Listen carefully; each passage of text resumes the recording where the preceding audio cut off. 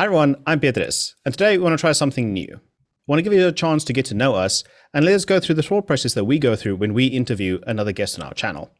I'll just first want to talk about some admin things. First off, our podcasts are now available in audio format on Spotify. Please check the links in the description. And of course, please follow us on Twitter.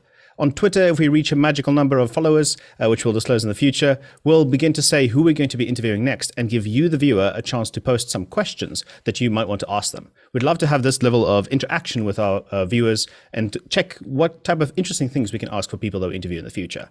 Of course, if you have any other general advice or feedback for us, please leave a comment in the description. Any suggestions in terms of the direction in which we can go, anything like that, will be a great boon to us. Please, by all means, suggest it for us. Anyways, I'll welcome Donald in a second. I just want to start off the discussion with Donald by saying that one of the things that I think is the most important, and I hope at least we strive to do correctly in an interview, is to actually listen to the person that you're interviewing. We have wonderful questions that are created by Donald and set out for us in an interview, and we try to work through those as good as possible because we think those are topical. But it's more important for us to actually listen to the interviewer and respond to what they're saying so they feel included in the discussion. Donald, what do you think about this?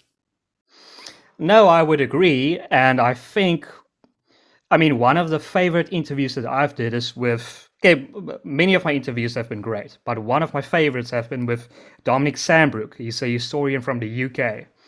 And what I realized is he's done presentations, he's done documentaries on the BBC. And what he does great is he says to you, after you ask him a question, that was a great question. I love that question. And to tie that to what you just said, that's a great way of telling someone that was a great answer. It's a way of showing you that you're interacting with that person. You love what he's saying, and that motivates them to speak more. So I think that's a great way to tie a bow on everything. And also, it really helps if the person feels listened to, that they're also welcome. In a lot of scenarios, we talk with people that are significantly more experienced in the discussion topics than I currently am or ever perhaps even will be. And what I try to do in those scenarios is I try to listen as intently as possible to what they're saying, and then think of the person that's also watching the podcast that also have almost as little world experience in the topic as I do, and then ask something which makes that discussion on that topic a bit more interpretable. If that person that you're interviewing, the guest that you're interviewing, feels welcome, and you ask them something to elaborate something that's kind of easy as like in their ballpark figure, then they kind of feel motivated to continue talking, and it turns into more of a discussion than an actual interview in terms of going forward or backwards. But that can be difficult. Yeah. Because it's strange, but you think sometimes that just because he's a political analyst or he shares the same passions that you do, that you will have a natural chemistry. But that's not always the case. We've done this you've done like 60 interviews, but you find that you don't always share a chemistry with a person, even if you share the same interests. So it's difficult and it's difficult on Zoom because it's much easier to interact with a person if you can. I don't know. If it's not virtual, but it's even more difficult on Zoom. Yeah, you kind of miss all of the smaller cues. And there's some scenarios, especially in the way that we have our technical setup in terms of making sure that the production is as good quality, as high quality as we could possibly produce it. There are some scenarios which I'm not able to always, look down at my screen and look at the person that I'm talking to. And then you kind of miss the facial interactions, the reactions that people have to something. And sometimes you kind of give a reaction which you think the other person will respond to, which they'll like, which will make them feel more comfortable. And then they'll kind of give you a verbal, nod saying, no, that's not what I meant, or that's you're interpreting this incorrectly. And allowing the people those moments to then correct you and humbly standing back is something that's quite difficult, because you kind of have to completely lose face and then kind of regain that posture at the same time by allowing the person to correct you and then take the high position in terms of discussion. And then sound aggressive in your defense. Yes. No, yeah, that's also very, very important. A lot of scenarios we're also quite wrong, because I like to give, an interpretation of something. I know, for example, that people don't give really a crap of what I think, because I don't have enough life experience. I don't have enough, reputation, at least abroad, to know to have people care what I think. So I give an interpretation of what somebody has, so that hopefully they're able to respond to that. But it's important kind of to not give your own opinion. But this is actually something I wanted to ask about you, to ask you, Donald, specifically, is just like, do you feel like every person, doesn't matter how layman they are, opinion is valid in the way that you respond to something, and even if you don't have any knowledge about it, your opinion is something that other people will still be interested in hearing? Well, it depends on your opinion. So if your opinion is very good, I think anyone would consider it valid. So it's a very topical question. It's entirely determined on the opinion on what you're delivering and the quality of your opinion. But I think if your opinion is very good, almost anyone would consider it. It doesn't matter if you're famous or not, anyone would consider it valid. And I mean, you see it a lot of in scenarios where there's testimonials in court or in parliament, where there's nobody gives his life story, and all of a sudden it's trending on YouTube because it's just a good story, or it's very relevant, or the person made a very good case. And I mean, nobody knew this person beforehand. So I mean, that's also the key of worldview, is to unlock that, right? Is to get that from a person, even though he's not that famous, to get that insightful, incredible opinion of that person. And yeah, it's a challenge. It's a challenge to do that within an hour. But yeah. The time limitation quite often is something that, I mean, it's weird. We've had interviews which were less than an hour, but we usually start in our pre-production when we chat to our guest about how the interview will work. We tell them that we have an hour, mostly because the people we talk to are quite busy. Like they're very gracious in giving us even this hour for us to be able to talk to them. So we tell them we want to respect your time and only leave it to an hour, but we also at the same time don't want to rush somebody. We don't want to tell them like, okay, that's enough of this question, let's go on to the next one, because we've seen that in a lot of other media. We've seen that in a lot of other podcasts. And the person isn't able to fully form their idea, because sometimes their idea is formed by being able to talk about it, being interpreted by the interviewer, and therefore to then elaborate on something that you can get a full-bodied idea on their world perspective. And being able to do this within a time limit is actually quite difficult.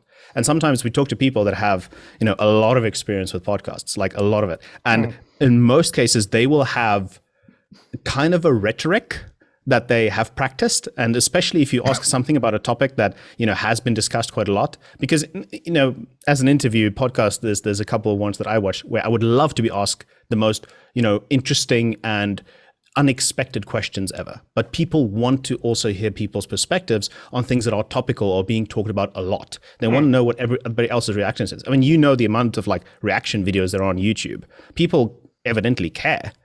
And like trying to get the person to not fall in that rhetoric is something which is really difficult. Wow. I don't know how you set up questions to actually be able to dodge that, because we have to ask something about topical and then they kind of just go into the rhetoric. Yeah, no, the problem is you have to sort of, I think it boils down to just asking the tough questions or the controversial questions, or just deviating from the script, which isn't that hard. I think it's actually more a indictment on our media and the podcast world, that people so often, so easily fall into a script. It's a testament to, that's one of the reasons why I was so adamant to start WorldView. I think it's so easy to get people off a script. You just have to include a few tough questions. I think, for example, in your interview with Lord Peter Hain, I think nobody has ever asked him, okay, but was ending apartheid all that good? Is there not an argument to be made that certain things deteriorated after apartheid? And nobody has ever asked him that question. And I think it's a very topical question to ask a person like that. So, I mean, I think it's much easier than you think to get people off their scripts. You just have to include those questions, which a lot of people don't do. But I want to ask you,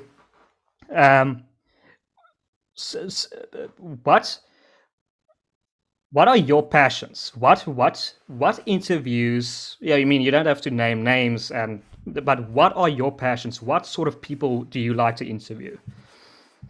Yeah, I have family. My family are very, very supportive of the podcast. They all watch almost every single one of the videos. At least the ones that don't get in too much controversial waters. They don't always like to watch the ones that could be negative. But the ones that they do watch, they're able to tell which ones I'm like honestly passionate about and honestly care about, and which ones I I don't want to say pretend to care about, but I mean, let's be honest, a lot of them are pretending to Yeah. care about it, especially in the topics of which I know very little and have very little interest. I have to then pretend to care about it because otherwise the person doesn't feel welcome. The interviewee, the guest doesn't feel like their opinion is being valid or being validated in that moment. Even if they know that there's going to be uploaded to YouTube later on, you have to be interested in that moment. Yeah, And at in the end those of every topics, interview, we say, this has been an amazing conversation. We've never had an interview like this. Yeah.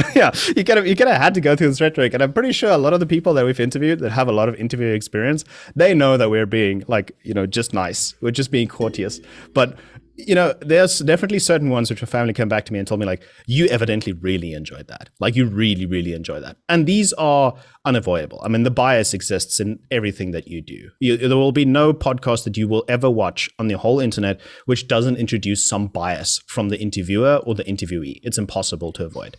So trying to give as clear a view as possible is the only thing we can strive for. And in those, I have to say, my interviews, and I will name a couple of names because I just genuinely really enjoyed them. With Tom Holland, especially in the subject of history, I find incredibly fascinating. I mean, there genuinely is so much. You can almost spend a lifetime, as historians do, looking back at previous lifetimes and then being absolutely fascinated by the stories that happened. But it's just so important also the people that we talk to have a very pragmatic nature about them, generally. The doers, the people that do things. But yeah, that's what I love in general about historians. They just have a pragmatic nature on them because they know so much. They know what's possible and what's not possible. Yeah, I mean, they have to be pragmatic about history because the second you start to look at history, you start to see the patterns of human nature in which it's repeated. And especially in those scenarios, if you're not pragmatic about looking at history, seeing the patterns repeated, it's going to be repeated. Looking back, into our past isn't completely blocking yourself up to what's happening in the future. They also live in the present. They also experience what lives in the present, and they can see the patterns arising from what they've seen in the history. So that I absolutely find, fascinating. And something I personally also have a very big passion for, just basically because I'm an animal lover, is the nature conservationists that we talk to. And this is something which I think I've coined this insight. Very hubristically, I think I've coined this insight that.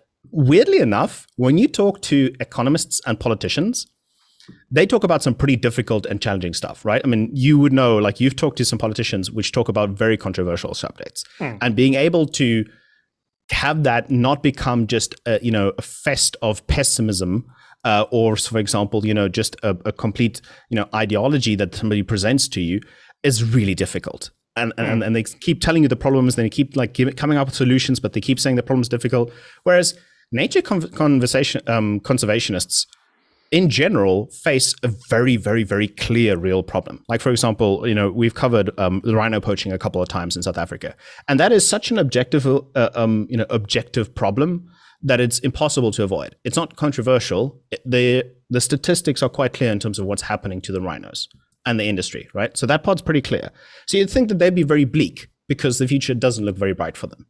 But across the board, nature conservationists I've found to be the most positive and optimistic people in any industry that I've talked to, which just, is fascinating to me. There's so much to be negative about, but they're the ones that are passionate about what they are doing. So I've really enjoyed the discussions, especially with Craig Spencer, was absolutely fantastic. And John Rendell, of course, as well. I mean, his travels and his perspectives, especially from somebody who comes from a time where you'd think he raised a lion in a flat, what? Because that was the first reaction I had from most people that watched that interview. Like, he actually adopted a lion from a cage and raised it in a flat? Like, how messed up are you? It's like, no, he realized what the problem was, but he was pragmatic about it. Like, initially he saw the lion in a cage, and he thought, that's not a place for a lion. And then he thought, I can do something about this, but the first step is I have to get it out of the cage. So those conversations I really enjoyed. What are the ones like, because you've done a couple now, and I feel like you've taken the more difficult ones. So what are the ones do you enjoyed about those specifically? Well, like I said, one of my favorite interviews was with Dominic Sandbrook, and just one of the reasons because I love history so much, and especially the history that we talked about, UK history. So there's the UK history based on The Crown, the series, which I'm a big fan of. So I asked him a lot of questions on that, and I'd advise if anyone listening to this, probably one person, but if everyone is listening to this, Go if you love The Crown, go and watch that interview because he answers a lot of questions based on that series. But yeah, that's one of the reasons. Also, he has a great sense of humor. He told me of two stories that I found very funny. One is that we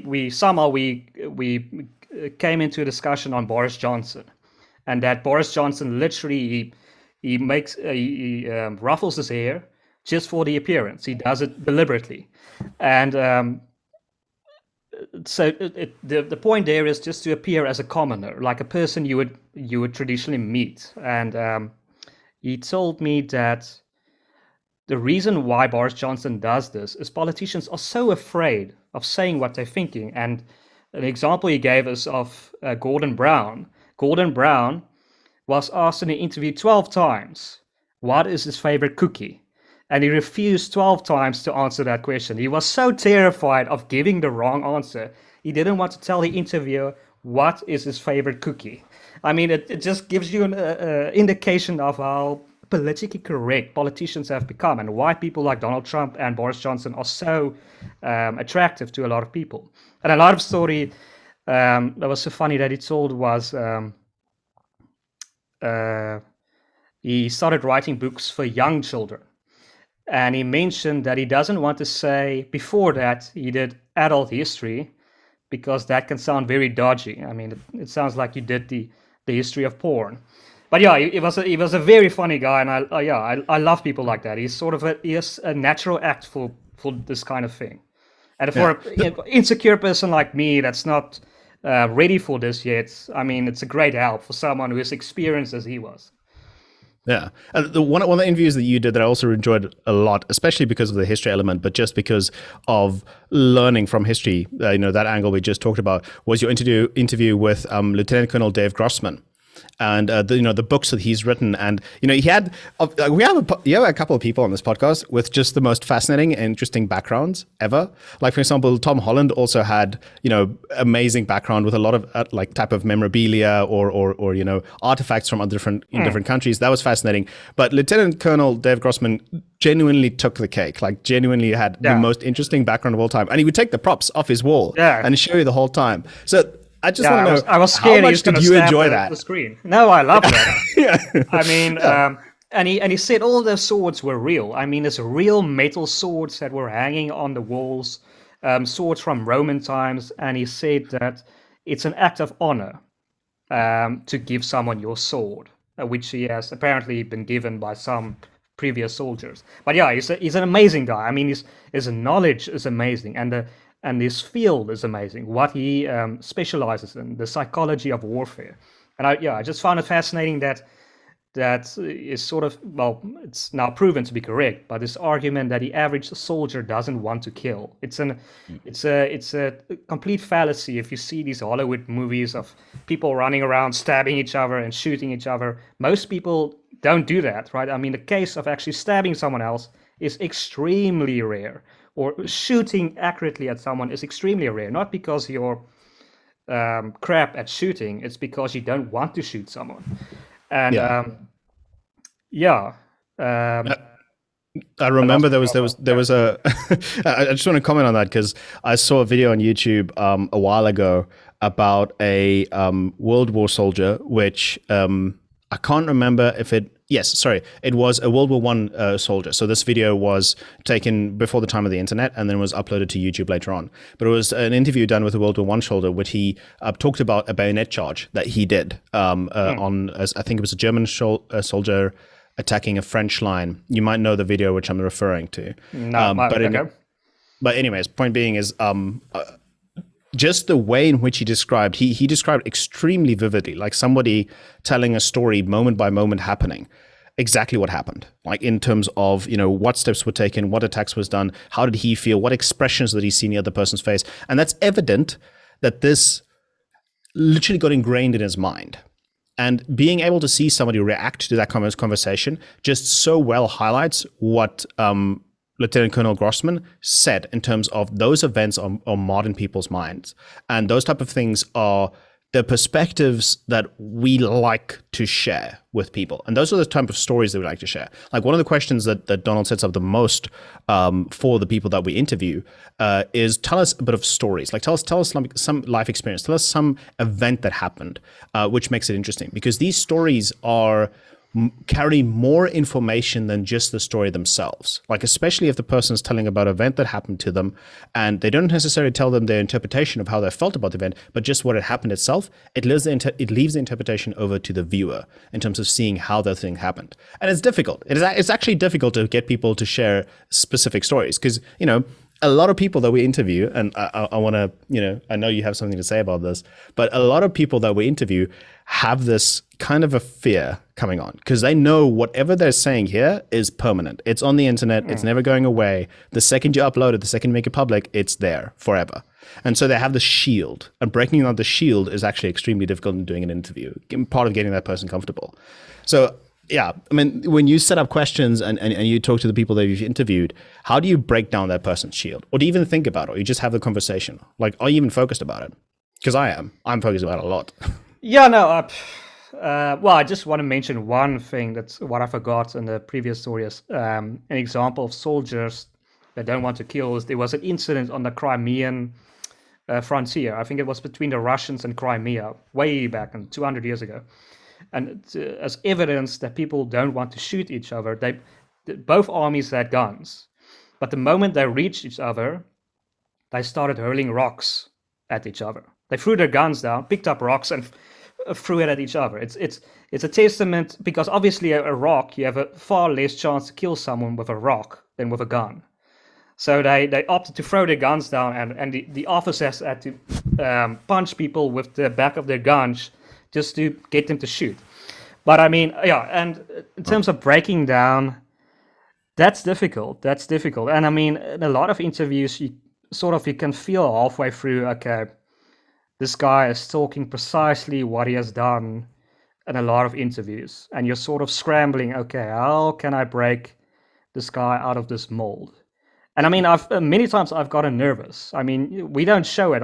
You've probably also gotten nervous in an interview, but we don't show it. But I mean, there are also not just people that don't break out of their scripts, but also people who answer their questions very quickly.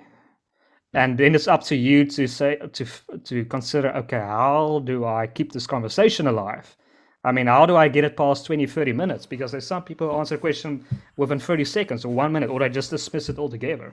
So, I mean, yeah, that's also a problem.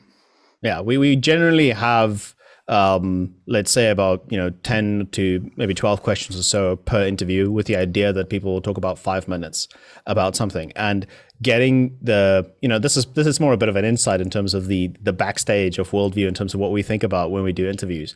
But you kind of get this idea, especially with some questions, that the person is going to answer them and you think, okay, cool. Now the person's going to talk for like 2 to 3 minutes. This is a pretty brief topic. We've seen some of their interviews. Donald did his research, he knows what to ask.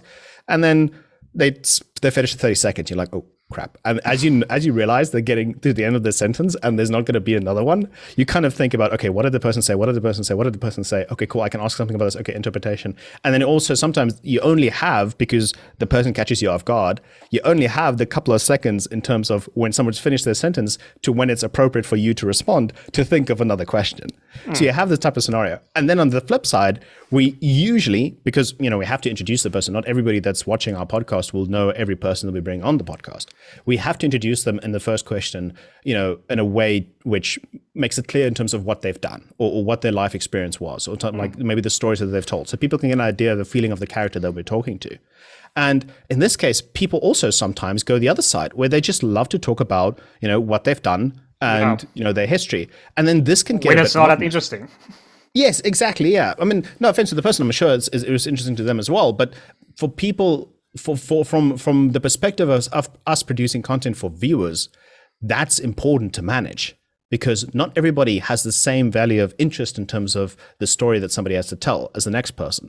So you kind of have to hit the topical things. But the last thing that I want to do, and this is something which I hate in interviews, and which I consider a weakness or getting wrong from an interview perspective, from my perspective, is if I allow that person to fall into that rhetoric, if I allow that person to just keep saying, the same things, if I allow them to, not just break out of the shell and say something interesting, be a person, be a human on it.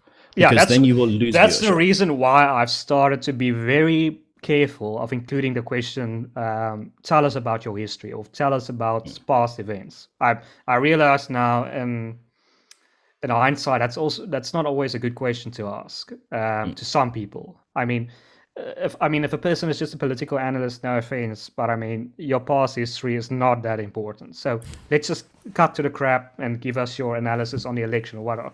But don't ask people who are not that famous or not that old. That's actually a good indicator if you want to ask someone about their history if they're old. You don't have to ask a young person about his history. There's no history there. But yeah. Yeah, at the very least, it's important to get them to react on topical events, because those are the things that people care about. Going back to what I said about reaction videos on YouTube, it is difficult to not only become something where, given the time at which we do the interview, somebody reacts to something and that's the clip that we upload, because frankly, we interview people and the clip, in most cases, the video only goes live about a month later. So, even if we did discuss something topical, it's not necessary that it's going to come out anytime soon, because you have this backlog of people that I interview. But managing that expectation is quite important. I wanted to also talk about a bit of the technical challenge in terms of what we've experienced. So Donald edited and cut a video together, which if you haven't seen it already, please by all means do. It's only a couple minutes with clips from our previous interviews. So it's called We're Only Getting Started on the WorldView channel. There's 2 of them so far. And of these clips, it gives an idea of the people that we've talked to and the experience that we've had. But of course, I also watched it, and from my perspective, it was also interesting to see, how far we've come from having absolutely no production value whatsoever, having a laptop, a webcam to start with, to having a bit of better equipment and a bit better setup. The first interview, you didn't even have a camera, and I was going around on my chair. Those are back in the days. Yeah, so we've it genuinely is something that you think sometimes, depending on the interview itself, more about in terms of how you present yourself. And this is something I wanted to ask people, because any rational person that you have just a casual like fireside conversation with, they will tell you, look, I don't really care about the production value as long as the content's interesting. Like, that's something that people generally share as an opinion. But the practical part of it is they actually know they do care about the production value. If your production value is not of a certain standard, and it's not as easy and nice to listen to as it could be in terms of, audio quality and video quality, then people just don't care. So you have to think about this. You have to invest in this. It doesn't matter how interesting the conversation is. And that's something, we've invested in green screens. I remember when I still tried to just frame everything in my room, the room that I lived in previously, so that it's, everything that the script is out of context. But there's some cases in the early videos where I just left wine on my table behind me in the corner. So, we were always perfectly prepared, and even, comb my hair before every interview or something like that. So it's things like those you think about. What are the things from an editing perspective that you had to adjust, actually? That's something interesting about the lessons that you learned to make sure that the production is as easy to view as possible for viewers. Wow, I think there's so much. Are you talking about in terms of editing the video or getting ready for an interview? Actually, I genuinely think it'd be interesting to talk about both. So, how do you get ready for an interview? Yeah, well, ready for an interview it probably takes about 30. Well, I'm just that kind of person I like to be early for everything. So I usually get it ready for about 30 minutes beforehand. And then it's the entire process of switching on the light, closing the windows, getting the microphone set up. And the biggest problem has been this bloody microphone, which if you have a background, it keeps fading in and out. If you have a virtual background, it keeps disappearing and appearing. So, I've had so many problems where I switch it to here and here and here. And then the volume is too high, then it's too low, because it's so irritating. Zoom doesn't have a bloody setting that just shows you how loud you are speaking. Like, test your microphone. So yeah, Yeah. I mean, I can't believe a video conferencing software like Zoom doesn't have a feature like that. But in terms of editing, that's also been a process, because I mean, it started with basically just uploading the video, to going over to OpenShot, to going over to OBS, which we now use to create the great look of the background, the shadows, all that kind of things. But yeah, all that took time to learn and to adjust to. Yeah, I mean, you also created animated the animated intro, the backgrounds, all of those colorations were also created in Blender. So learning all of those tools, which we didn't necessarily have beforehand, was also part of the learning experience. And in that regard, also, you also think about, at least, if I can share my 2 cents about this, is lighting and audio and background is important from an interview perspective in terms of somebody that views you. We have that classic stock photo that we downloaded for one of our interviews and randomly decided that's a pretty good one. We're going to stick with that, and now that's become the WorldView background in terms of an interview setting. But just as good, it might be just as well. It might be any other thing that we decided. We just started to decide something that's neutral as possible and have a lighting that's as general as possible, so it doesn't take away from the focus that you're actually just trying to have a conversation. It's kind of weird or kind of underappreciated that if you're just trying to make things look as normal as possible from the interviewer's perspective, then people actually don't realize it. So you don't have to go super high overboard. You don't have to have something flashy in the background. You actually, in fact, you don't want that. You want it to look as normal and as mundane as possible, because then people don't focus on that, and then they focus on the interview. If it looks bad or if it looks overly interesting in the background, then people don't realize that as much. Whereas the important thing to focus on is the person that you're interviewing and the discussion that they're having. And of course, the person that you're interviewing's interesting background, which is something that I look at most of the time when I do an interview. Yeah, I would just add to that I mean, I think your background has also done us some help, in the sense that a lot of people think you're actually sitting in an office, and Really? yeah, I mean, and the interview with John Rendell, where he said he's so impressed with your office that you're sitting in, and also my family told me, where do you work? I mean, where do you take like off time during work where you do the interviews and like copy take or whatever? And I think the great thing about that is people think this is a media company. I mean, you are now sitting in the media and WorldView headquarters. And I think for a low-key person, that might be intimidating, like you said. And now he's a bit hesitant to speak his mind, because these guys are professional. But to our high-key, I don't know if that's the right word, as high-key people. But anyway, people like Helen Clark, the former Prime Minister of New Zealand, these people, it's an indication that you're sort of just a step above. And if you want to aim for that level of guests. Yeah. Yeah. I lastly just wanted to add, there really was a scenario or a motivation from our side in terms of talking to interesting people, where we found that, like we said previously, people that, in a separate non-contextual way, if they're talking about a discussion, a podcast that you're uploading, they only care about the podcast. They only care about the content, not about the background. We found different podcasts, and this is something that I know for a fact motivated you to start WorldView, that didn't put any thought or effort into their production value. For example, their audio would cut out, or they would have technical problems during a conversation. And just that feeling of, and I'm not going to name any names because frankly, everybody has different challenges in terms of setting up their podcast. They might just be learning as well. But in terms of making the slightest effort to make something as seamless and as professional as possible, helps make a person feel comfortable in terms of that they're assured that you know what they're doing. And we, for example, in our pre-production, when we talk to the individual, we say, we for example, one of the details, which I don't know if many people realize, is we do have, a set of questions that we ask the individuals. And we see it as a common courtesy to send people those questions beforehand so that they can prepare if they would like to, but just also they can know the nature of the conversation that we're going to be having. And because of this, people are assured. People feel more comfortable. They realize, if we say in the pre-production that if there's any questions that they're not comfortable with or don't want to be asked, we scratch them out. We don't ask those. It's not necessary to ask those. Somebody else can ask them. We can get enough of a perspective of somebody's worldview by just having a good conversation about topical events with them for an hour. And also,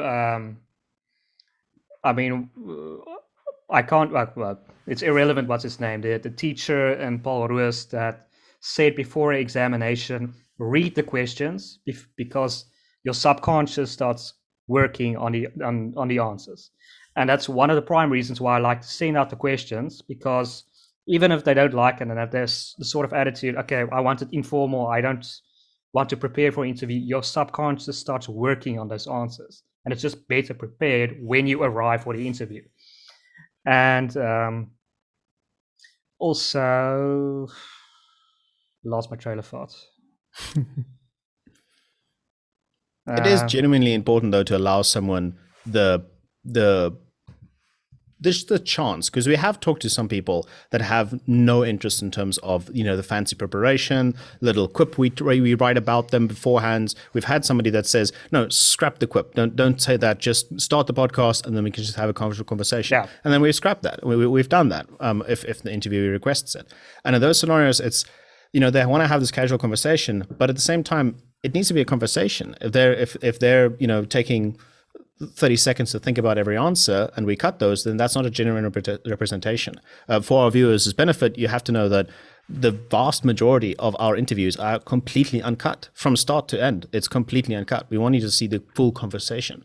We only ever cut something upon the interviewee's request, or if there was a major technical problem like a disconnect of the internet or something like that.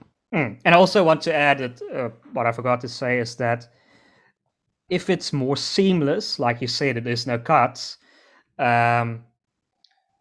it's much easier for the viewer to watch it. I mean, it's if they know what they're going to answer, and if you pack more in 1 hour than the other person would if he's not prepared, it basically means you have to spend much more time on that interview to gain the same sort of information. So if you're just a bit more prepared, you can basically compact an hour and a half or 2 hours conversation in 1 hour. So that's also the value of sending people questions. It's just getting the thing more centralized, if that makes sense. Yeah. Well, I think this has been quite an interesting insight in terms of the background, or at least I hope it has been interesting insight into the background of WorldView. I just want to give Donald last chance. Do you want to add anything? Last questions you want to say? Any of those details? No, this has been a fascinating conversation, Petrus, and it's been nice to meet you. And I want to plug my organization, WorldView. Oh, really? What's it about? Where we explore everyone's perspectives on all things that can broaden our worldview. And yes, I've never heard that line before. Actually, I mean, it's a good tagline. I hope you get the time to watch it. And yeah, it's been nice. Yeah, we'll cut a little bit of this and then put it up as an expose for our channel. Actually, it's a good idea. Yeah, if you can provide the links in the description, that would be great. Yes. No, we will actually provide the links in the description, of course. Like I said at the beginning of the discussion, if you follow us on Twitter, I think it would help so much if we will be able to just make our interviews a bit more community involved in terms of asking questions that some of those that you've watched the videos of ours and went, why didn't they ask this? Or like this, they left this unsaid, or just like those. Like, use that as an opportunity for us to be able to ask people what they're interested in, ask people what you might want to. It's an ability for you to be part of the discussion and make it more interesting than we have. We have our own biases. We're just, two people. And when Donald creates the questions, he has certain things which he talks about and just in research that he did about the person we're interviewing.